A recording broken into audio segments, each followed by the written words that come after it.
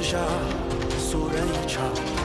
芸芸众生却贪恋着我疏狂，苍穹之上，我心向往。这双手掩不住的光，看星盘排开多少难解的心结，回头望又是神鬼犬类的情节，时空把我写进要一片荒野。只好去有杀死贪图，不小心撕开了天幕，口中的权术让这碗金汤洒一地，它并不太坚固。当你在这里，要守的规矩竟被我给制定，绝学来治病，铲除掉这一片大地的顽疾。我们俗人分享一步一步问，我们俗人从未想真假不分，我们俗人狗兰亭曲乐舞，这可曾见满山孤魂，只怪我奋不顾身，留后人考究我的心地涂鸦。这双手掩不住的光，看星盘排开多少难解的心结，回头望又是神鬼犬类的情节，时空把我写进要一片荒野。这是一趟去了随意，我的期盼这是结局，当我不惧，学会失去，当你后悔那又是何必？我的谎言好多狂骗，每场戏我都只是原地，越演越死，试图在千万语不一落就地。May mali. Buksan mo yan.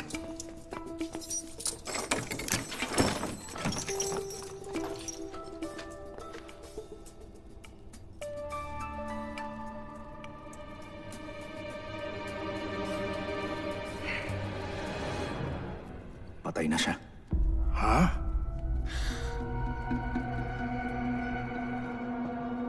Ano? Patay na siya? Sangkot ang maestrado ng Taikang sa kaso ng Sangbo. Bago siya makausap, huli na ako nang dating. Pinatahimik na siya.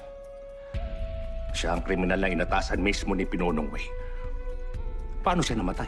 Walang palatandaan. Patologo ang magsasabi. Namatay ang kriminal ng Sangbo sa Jingyao. Ngunit wala naman itong kinalaman sa akin. Pinuno, handa kaming tumulong sa pagsisiyasat. Ang 3 kawanihan at ang 6 na kagawaran. Sige. Ang pagkamatay ng maestrado ng Taikang ay aksidente. Wala kang kinalaman. Salamat. Di na yan kailangan. Sabi ni Tsai Wei, ginawan mo ko ng kabutihan kahapon sa kagawaran ng katarungan. Wala yun. Ganon din naman ako sa'yo. Kung ganon, paalam. Mauna na ako. Paumanhin po sa abala. Salamat sa oras. Hatid na kita.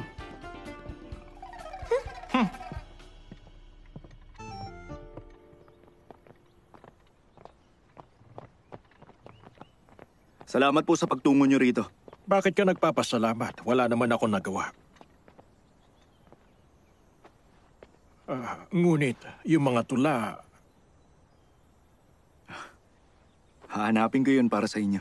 Nga pala, nung ginawa niyo yung mahikan niyong maestro, umapoy yung isang pahina. Alam niyo po kasi, wala akong alam dun. Di pa ako nakakakita ng ganong kapangyarihan. Paano niyo yung ginawa?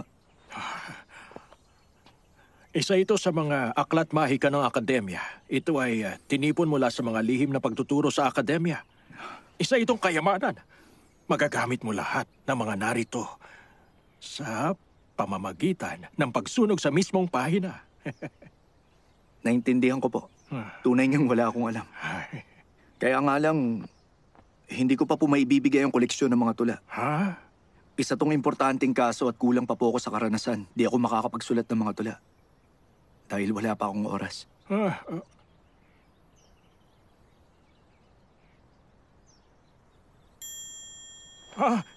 Bibigyan kita ng aklat ng mahika. Sa'yo na yan, upang matulungan kita. Maganda po naisip niyo.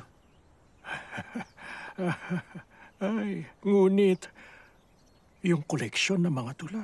Sige po, akong bahala.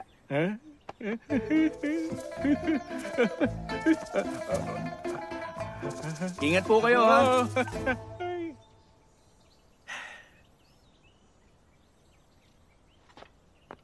Chun? Ha? Namatay daw ang maestrado ng Taikam. Anong sabi ni Han Guang? Ito ang otopsiya. Tingnan mo. Walang sugat, wala ring lason. Namatay ng walang malinaw na dahilan. Kinausap ni Binibining sa highway ang mga bantay at kawani nung gabing yun. Inosente raw sila. Kaya naman kumpirmado na namatay ang maestrado sa panaginip niya. Namatay sa panaginip? Pamilyar ba? Ang Diyos ng kadiliman ng 3 lipi lang ang posibleng makagawa nun. 3 lipi? Kung mga lipi nga, dapat nabalitaan na ito ni Pinunong Jinlian. At bukod sa kanila, may isa pang pangkat na may kakayahan. Mga manggagaway.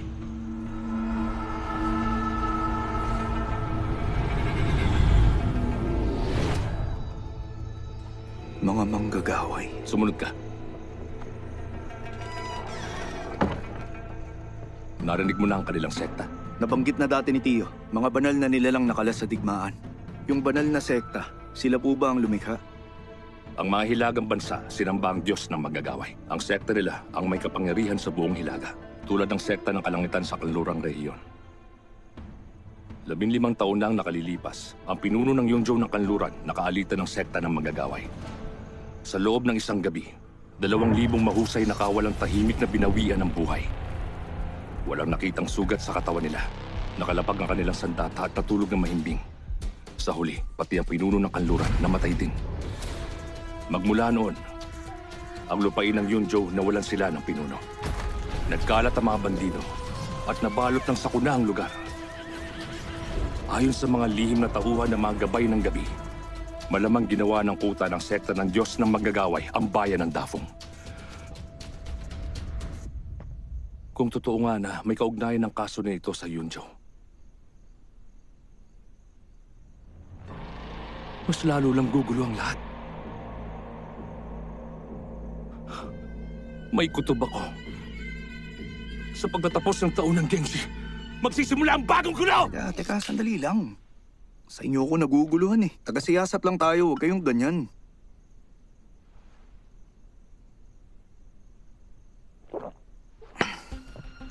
Ningyan, saan ka pupunta? Huliin ko si Chishong!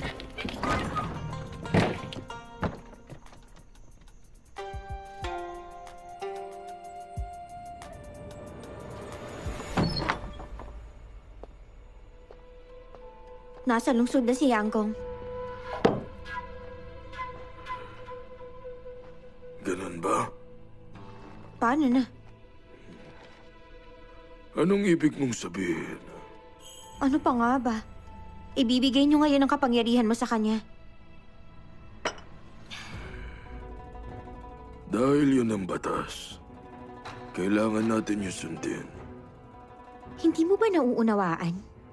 Pinadala ng emperador si Yanggong sa Qinzhou bilang tagapangasiwa dahil sa takot niya na baka maging maimpluwensya ka. Magkaugnay ang mga bayan ng Qingyun at ang namamahala ng Qingzhou hawak din ng Yunzhou. Si Yanggong, balita ko mula siya sa akademya ng Yunlu. Inaangkin niya ang mga tula ng kanyang mag-aaral. Malamang kaya narito siya upang makilala at magkaroon ng kapangyarihan. Ano bang meron sa Dafeng? Bakit ang daming mga inutil? Anong nais mong mangyari ngayon?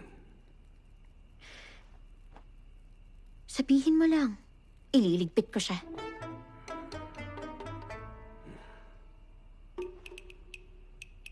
Pag-isipan muna natin to ng maigi.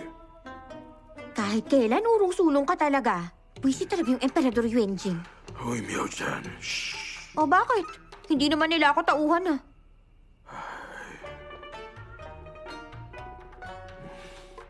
Makinig ka, magiting na Maya. Sa Yunzhou, nalilipol mong mga bandito. Nagpaparusa sa masama at nagpapanatili ng kapayapaan.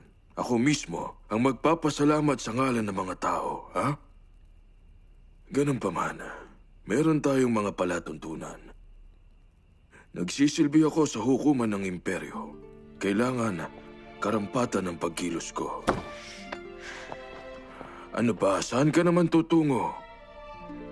Nangangalingasaw ang katiwalian, hindi ko kayang tiisin.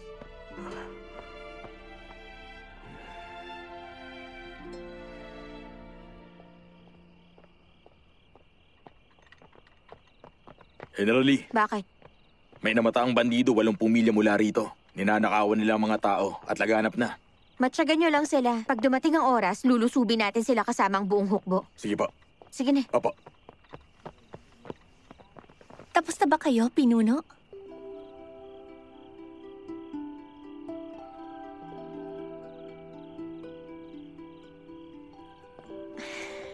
Ikaw pala.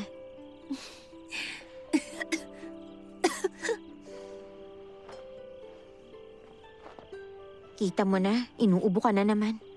Puno ng hamog ang lugar na to, iwasan mo lagi. Naintindihan ko. Dahil ba uli kay Yang Chuanan? Ang hirap kausap ng mga nasa hukuman. Kahit inatasan ka bilang general ng hukbong kabayuhan, tinutulungan mo lang siya. Kung hindi ka masaya, di mo siya kailangang sundin. Ngunit kung Yunjo ang punteriya natin, siya lang ang nasa katungkulan na tutulong upang maubos silang lahat. Ang matandang emperador lang ang maaaring sisihin dito. Makinig kayo! May nangyari uli sa kabisera! Anong balita? Patay na ang emperador? Pinasara na ang loob at labas ng lungsod at Dafo. Bawal na magpapasok at lumabas. Tsak na may nangyayaring hindi maganda. Una, may narinig ka bang kahit na anong tungkol sa nangyayari? Nakapagtataka. Si Pinunong Jin Liang. Si Una ang tinanong niya samantalang ako ang gabay ng gabi rito. Ang pagsabog sa lawa ng Sangbo, ang pagkawasak ng templo ng Yongzhen, ang pagkawala ng selyadong bagay sa ilalim ng lawa. Ikatlo, meron ka na bang natuklasan? Meron na. May mga nasagap kaming palatandaan gamit ang ibang paraan. Sinisimulan ko palang pag-aralan ng detalye.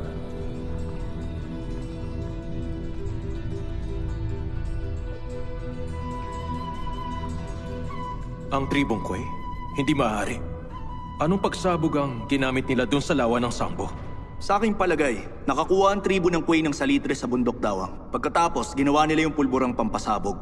Si Zhou Qishong na pinuno ng mga kawal ng Jimu pumasok sa lungsod. Pinasabog nila ang lawa. Pagkatapos ng pagsabog, tumakas si Zhou Qishong at ang buong pamilya niya. Kung gano'n ang katibayan, wala na. Hindi naman sa ganun.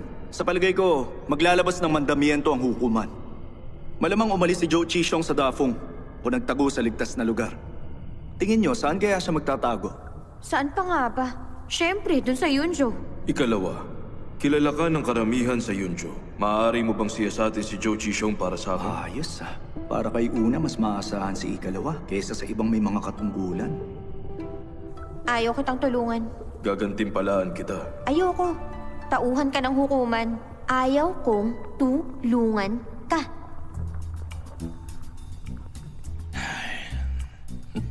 Naku, yari. Kung hindi siya tutulungan ng ikalawa, sa lawak ng Yunjo, mahihirapan kaming hanapin si Zhou Qishong. Ikalawa, di ba may utang ka sa akin dahil sa pagligtas ko kay Ika-6? Naalala mo? Oo, syempre naman. May isang salita naman ako. Kung ganun, manmanan mo si Zhou Qishong sa Yunjo. Nang sa ganun, patas na tayong dalawa. At ikaw naman, Una, utang na loob mo ito sa akin, ha? Ano sa tingin yung dalawa, ha? Sige. Sige.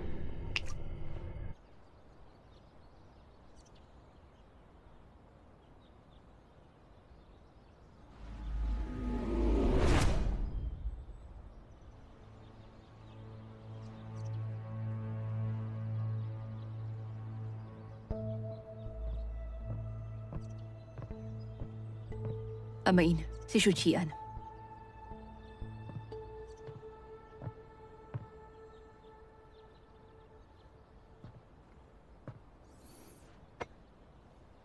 Pagbati po, Pinunong Wei.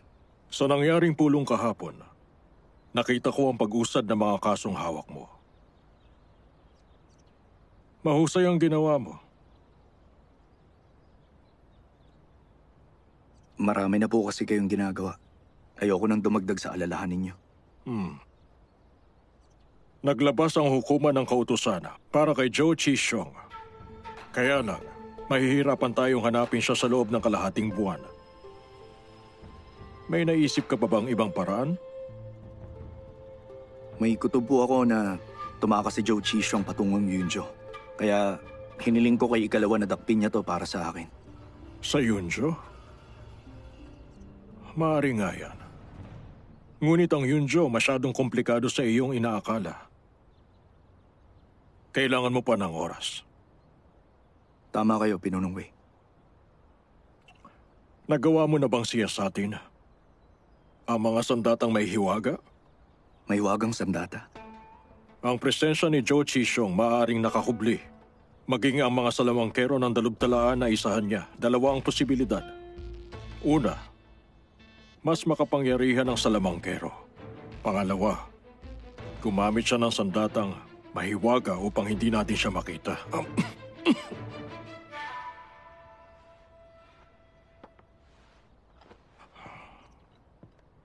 Narito ang mga detalye tungkol kay Zhou Qishong.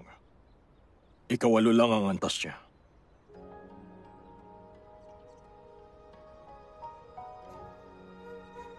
Tinutulungan pala ako ng palihim ni Pinunong Wei. 也挥之不洒，要袖相看，唯愿心中常燃烈。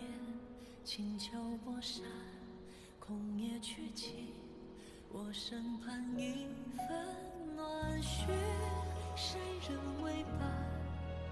Pinunong Wei, 我无需 Ano yun? 炊烟独踏。 ano po? Dapat iuulat ko lang sana ang pagsisiyasat ko. Ngunit Hindi na kailangan. Magiging maingat din ako kung may nagnanais na makita akong mamatay.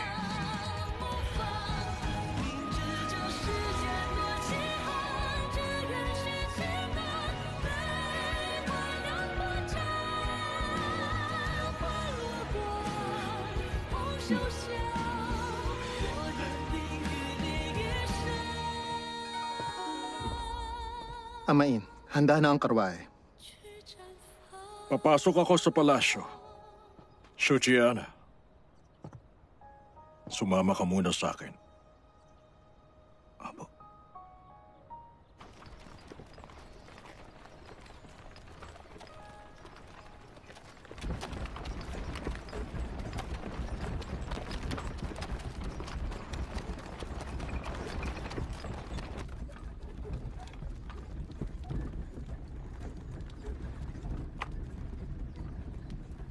Talikuran ng hukuman at magsanay po.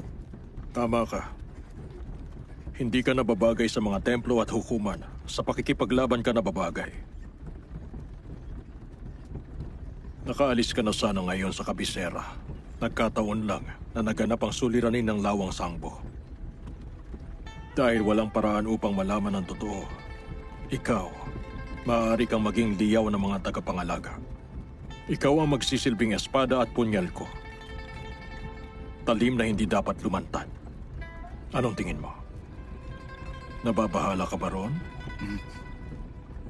Ayos lang basta manatili akong buhay. Hindi lang po basta punyal. Maaari din akong maging alipin niyo. Mahirap mga pa sa dilim. Bilang liyaw, limot dapat ang iyong pangalan. At ang buong angkan. Maaari rin na pumanaw ka na walang sino mang nakaalam.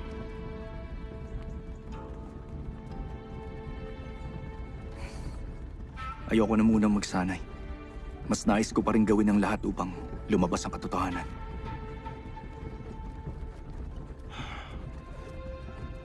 Ayon sa iyong katauhan, hutukin ka at matibay. At umaabot sa sukdulan minsan. Humahanga ako sa pagkatao mo. Ngunit minsan ayoko rin noon.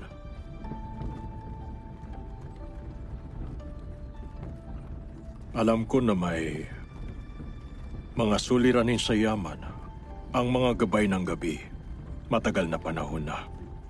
Ngunit sadyang ganun talaga ang tadhana. May liwanag at kadiliman.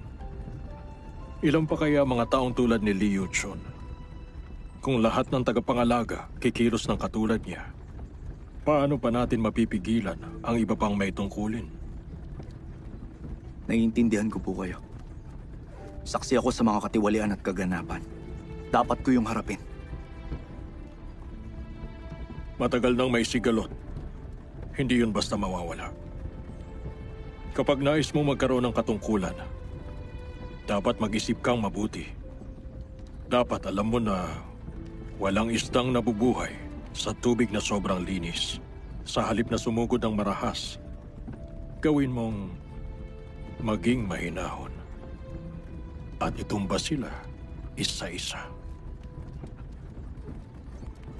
Tatandaan ko po yan.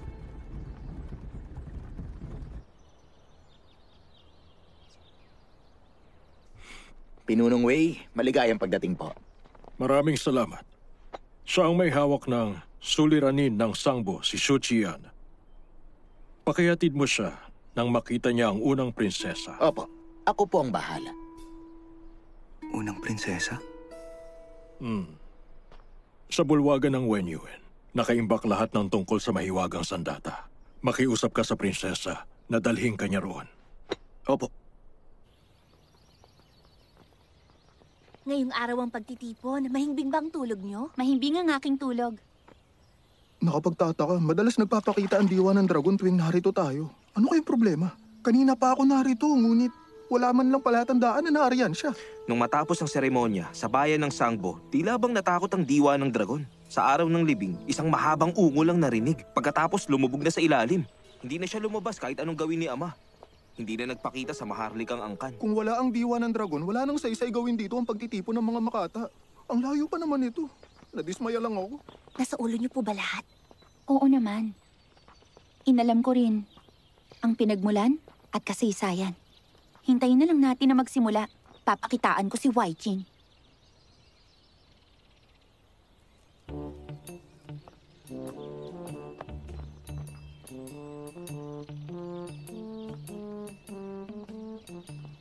Magandang araw sa inyo, mga prinsipe, mga prinsesa. Malapit na ang pagtitipon. Nagtungo kami upang mag-ensayo ng pagtatanghal. Sa ngalan ng lahat, salamat po sa pagpayag nyo na maging punong abala. Ayos lang, walang anuman. Nais ko rin naman na masaksihan ang likas na katalinuhan ng mga maharlika rito sa Dafeng. Kung ganun pala ang ibig sabihin, ikaw malamang ang pansariling eunuko ni Prinsesa Waiching. Bakit ngayon lang kita nakita? Sa loob kasi ako ng palasyo nakatira. Madalang talaga ako magpakita. Ngunit, kung tungkol kay Prinsesa Waiching ang pag-uusapan, hawak ko ang pakikipag-ugnayan niya. Ganun pa man, mayroon lang po sana akong bagay na nais linawin sa inyo ngayon, Pinuno. Tapatin niyo nga ako, hindi ba't kayo at si Prinsesa Lin ay...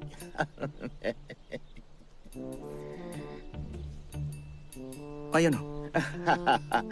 Ang ibig kong sabihin, alam ko na magaan ang loob sa inyo ni Prinsesa Linan. Sa kabilang banda, malapit rin kayo sa kapatid niya si Prinsesa Waiching. Hindi kayo natatakot na baka malaman ni Prinsesa Linan? Wala akong pakialam sa kanya. Ay, naku. Ningyan, hanga talaga ako sa lakas ng loob mo. Ngunit, paano mo naman ipaliliwanag ito kay Prinsesa Linan? Ipapaliwanag? Kalukuhan yan. Ba't ako magpapaliwanag? Ang alam ko, balak niya akong himukin na sumali sa kanya. Subalit, sa aking puso kay Prinsesa Waiching ako magsisilbi. At alam ko na alam na yun ni Prinsesa Linan. Sige, iba ka. Kahanga-hanga ka talaga. Talaga ba? Ang buwan. Simula na ang unang pasada. Bawat isa sa inyo lilikha ng tula tungkol sa buwan. Ang mabibigo, iinom bilang parusa. Sino sa inyo ang nais mauna? Mauuna na ako. Sisimulan ko na. Lubog na buwan, uwak dumaraing. Nagyeyelong langit. Pulang dahon at lampara. At lang hanggang kadiliman.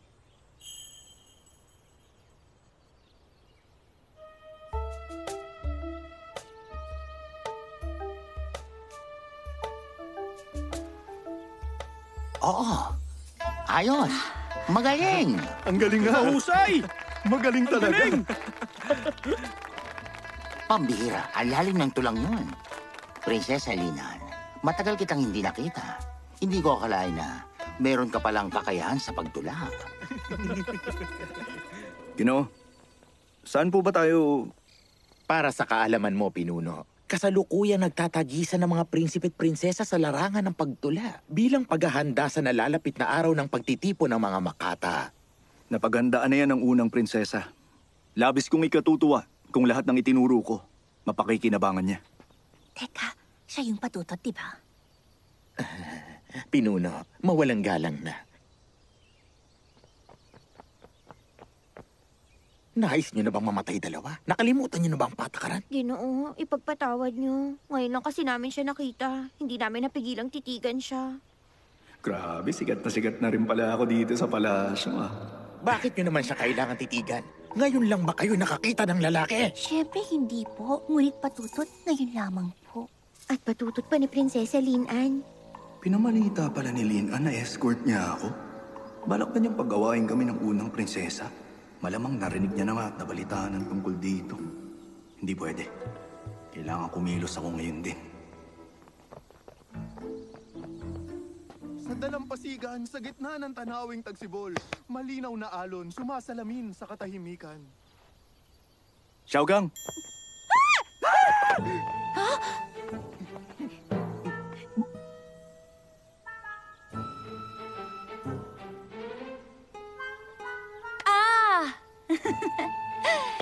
Magaling. Ang tula na yon. Talagang damang-dama ang bawat kataga. Napakagaling sakay talaga. ako! Tuloy mo. Ang walang katapusang paglipas ng panahon, agos ng tubig. Hawak ang huling puno ng pagsinta. Bakit ba? Dapat ba akong lumuhod sa'yo? Hindi. Teka muna, bakit nandito ka? Kasama ko si Pinunong Wei para sa unang prinsesa. Ganon, nakatitiyak ka? Mamaya na tayong mag-usap. Kumusta na ba ngayon ang prinsesa? Mabuti naman siya ngayon. Ayos ang lagay niya. Salamat sa mga tula. Teka, hindi yun ang tinutukoy ko. Hindi mo pa ba alam? Kasi... sa ngayon, ang iniisip ng lahat dito sa palasyo, ako raw ang... patutot ni Prinsesa Linan. Siyempre, mali sila ng akala. Hindi ko naman magagawa yung ganun. Nakatitiyak ako na... Nakatitiyak akong pinag-aaway lang kayong dalawa at ang ating unang prinsesa, hindi basta maniniwala. Mabuti naman. Akala ko kasi... Teka, makinig ka. Hindi naman galit ang mahal na prinsesa. May tiwala siya sa'yo at saka isa pa, naniniwala siya na isa kang tapat na alagad at kaibigan. Kung ganun talagang matalino at maunawain ang prinsesa! Ay, prinsesa! Ikaw naman. O sige, susubukan ko. Prinsesa, ako to. Mga uwak ang dumaan sa himpapawid. Habang umiinom ng tubig, isang ibon ang nadagit. Uy, anong senyas ba yun? Iniiwasan niya ba ako? Malayo lang ang prinsesa. Baka hindi kanya nakita. Nakita niya ako kanina. Hindi kanya nakita. Nagkatinginan nga Basta kami. maniwala ka sa akin. Xiaogang, pakinggan mo muna ako. Ilayo niyo na siya dito. Teka, kararating ko lang Dalian niyo. Uy, akala ko ba may tiwala siya? Kakausapin ka na lang niya sa ibang araw. Halika nga, magpaliwanag ka nga. Kinakailangang maging malalim ang mensahe ng bawat linya. Oo, tama. Tugma Bakit dapat. nandito siya? Meron daw siyang aasikasuhin. Ngunit ayos ng lahat. Napaalis ko naman na siya. Buti naharang mo siya. Mukhang hindi basta-bastang kalaban si Shu Qian. Mukha yatang magiliw sa kanya si Amain. Ilang taon bago ka nakasakay sa karwahe? 3 taon. Ako man inabot ng 1 taon at 4 na buwan. Samantalang yang si Shu Qian, ilang buwan pa lang siyang gabay ngunit pinayagan na siya. Napakisamahan niya agad ang pinuno. Baka dahil doon. Magiliw rin si Amain kay Li Yuchun. Malabo. May iba pang dahilan. Teka, saan ba nagmula si Shu Qian?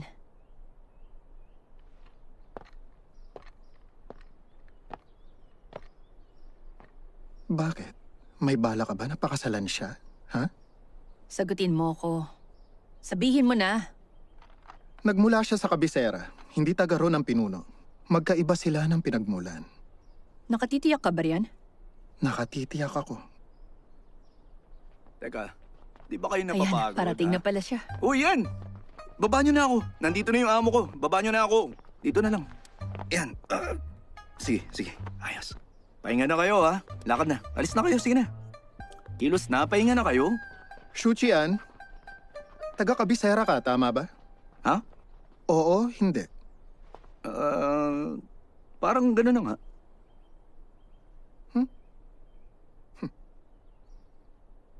Nagtungo ka na sa Wenyuan? Hindi pa. Nakita mo na ang unang prinsesa? Oo, parang gano'n na nga. Nagkita kayo, ngunit hindi ka nagtungo sa bulwagan ng Wen Yuen at binitbit ka palabas? Kasi sa totoo lang, hindi ko rin talaga alam ang dahilan kung bakit. Bago pa ako makapagsalita, bigla nila akong tinaboy palabas. Binitbit nila ako. Nakita niyo naman, di ba? Paliliwanag ko sa'yo ang nangyayari. Kumbaga sa gulong, hindi ka palaging nasa itaas. Huwag mong isipin na sikat ka na at magiliw sa'yo ang lahat. Ano bang ibig niyo sabihin? Ningyan! Kayo pala. Ningyan, pinatatawag ka na unang prinsesa.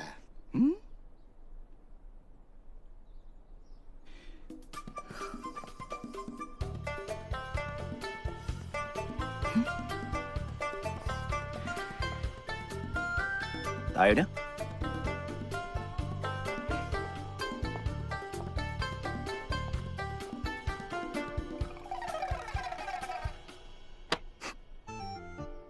Prinsesa, ikaw naman.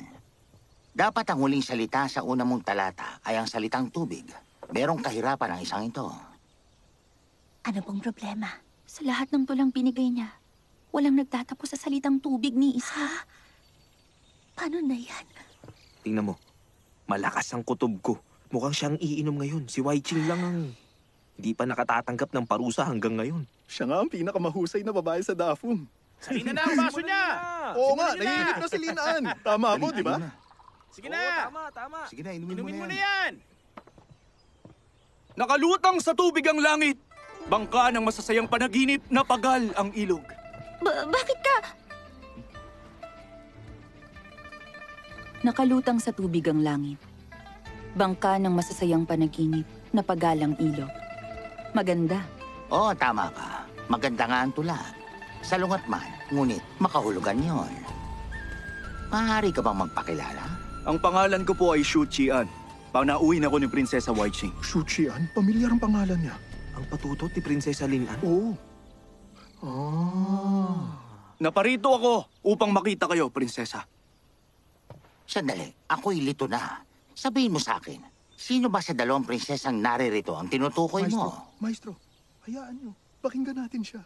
Mapagkakatiwalaan ay mahirap hanapin. Madalang ang kaibigang matalik. Isang malaking karangalan na magkaroon ng pagkakataong makaharap ang dalawang prinsesa. Kinakabahan ako, ngunit lubos na nagagalak. Kaya lang, kahit na malakas na kabayo, di kakayanin ng dalawang montura. Isa lang akong payak na tao, ngunit may katwirang sinusunod. Prinsesa Wai Ching, pinakitaan niyo ako ng maganda at kung wala kayo, hindi ko alam kung saan ako patungo ngayon. Baka napahamak na ako sa kamay ng iba. At Prinsesa Lin'an, bilang isang prinsesa, nakatitiyak ako na mauunawaan niyo ang aking kagustuhan na tumanaw ng utang na loob. Ikinagulat ko ang inaalok mo sa akin. Isa yung malaking karangalan. Sa kasamaang palad, hindi ko yun matatanggap. Nakikiusap ako sa inyo na wag akong gipitin. Prinsesa Wai Ching, sabi-sabi lamang ang narinig nyo. Hindi ako patutot ni Prinsesa Lin'an. Mabawi ko sana ang inyong tiwala. Ano kasi? Wala pa rin kayong tiwala sa akin? Ako, si Shu Qian, taus-pusong nanunumpa. Inaalay ko ang aking puso, kaluluwa at sarili upang maglingkod ng buong katapatan kay Prinsesa Wai Ching. Ano raw? Tila yata siya. Teka, bakit hindi siya nakaharap? Sandali, nagkakamali ka. Ginoo, huwag ka nga makialam. Hindi si Prinsesa Wai Ching ang kaharap mo. Tigilan mo na nga ang ganitong mga kalukuhan, Prinsesa Lin'an.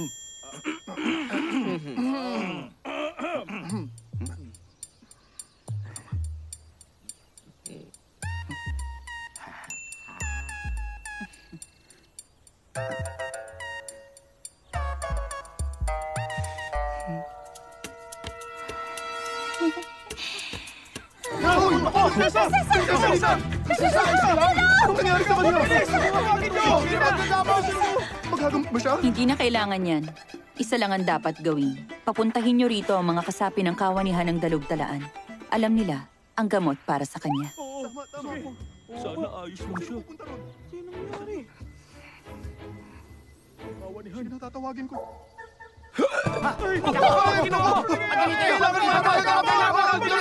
Ayos lang. Matatauhan din siya. Oo, tama. Tayo na. Sige, umalis na tayo. Dito po ang daan. Sige, tayo na.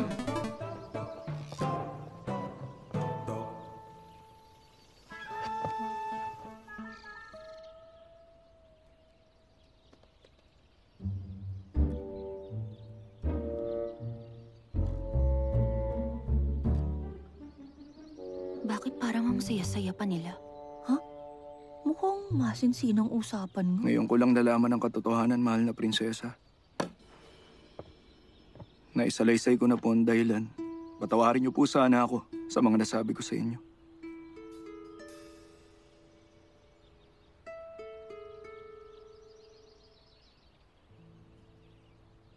Maganda ang panahon ngayon. Samahan mo akong maglakad. Opo.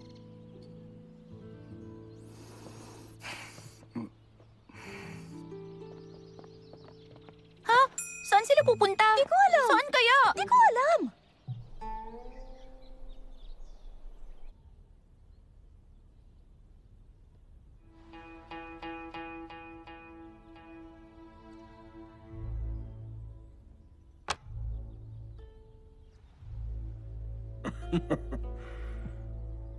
Kahapon, nakalikha ang hukuman ng lingbaw ng eliksir. Sasabihan ko sila na padalang kanila ng isa. Salamat, kamahalan.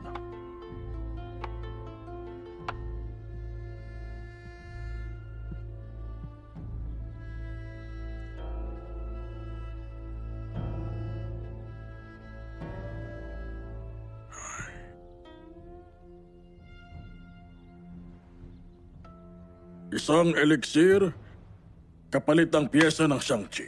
Makatwiran ba? Oo naman. Wala sa ayos ang lapag mo, kamahalan. Hayaan mo akong itama ang kamada. Mahusay na pamamaraan. Ha?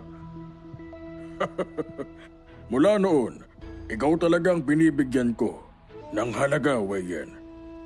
Minsan naiisip ko, paano kaya kung wala ka rito sa palasyo? Kung sumilalim ka sa pagsusulit? Kung nagkagano'y lalabis ba ng may tungkulin sa imperyo? Kung nagkaganon, hindi ko naaalalahanin ang maliliit na suliranin.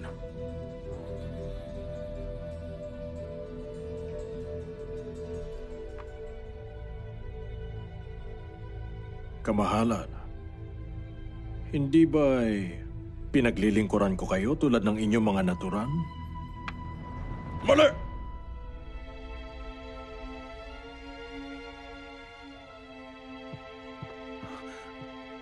Malabo na ba mga mata mo, ha? Merong nakaambang panganib dito. Kasalanan ko po. Mahina ako sa Shang-Chi. Pag di mo ito tinanggal, lilikha ng suliranin.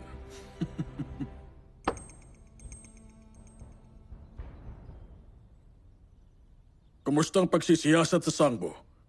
Magulo ang mga papeles mula sa kagawaran ng katarungan. Ang tanda ko ay ang pangunahing tagapangasiwa ro na isang kriminal. Gabay na Tansong Suraw ang apelido. Tama po. Xu Qian ang pangalan niya. Maparaan po siyang bata. Nalutas niya ang mga kasong nauugnay sa mga may tungkulin at kay Zhou Qishong. Siya rin ang nagturo kung nasaan ang pulbura. Oh, nabalitaan ko nga. Malinaw ang pag-iisip at dalubhasa sa mga kaso. May bago na bang balita? Mayroon siyang natuklasan. Si Maestrado Zhao ng Taikang natagpo ang walang buhay. Sa selda niya kahapon lang. Si Maestrado Chen, ibinalita na sa akin ang tungkol dyan. Natural ang pagkamatay. Walang mga sugat, wala ring lason. Wala ring palatandaan na sinakal siya o anuman. Kung hindi lipin ang kadiliman ng may gawa, malamang ang mga manggagawa ay sa hilaga.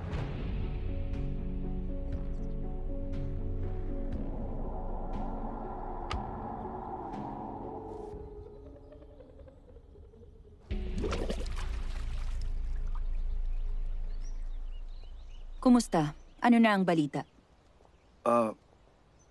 Si Zhou Qishong nakaiwas sa pagmamasid ng Qi at nakataka siya. Gumamit siya ng armas upang magawa yun. Magsisimula ako gamit ang nalaman ko. Ang paggamit na mahiwagang sandata. Alam ko na ang lahat tungkol dyan. Ano pa? Yun lang ba ang mayroon ka? Ano pa ba ang nais ninyong malaman? Nabasa ko ang tungkol sa nagawa mo. Nakita mo ang tanda ng kawanihan ng dalubtalaan sa lawa. Sa mga haligi na kaukit ang mensahe ng kalangitan. Hindi ka na nagsiyasat tungkol doon?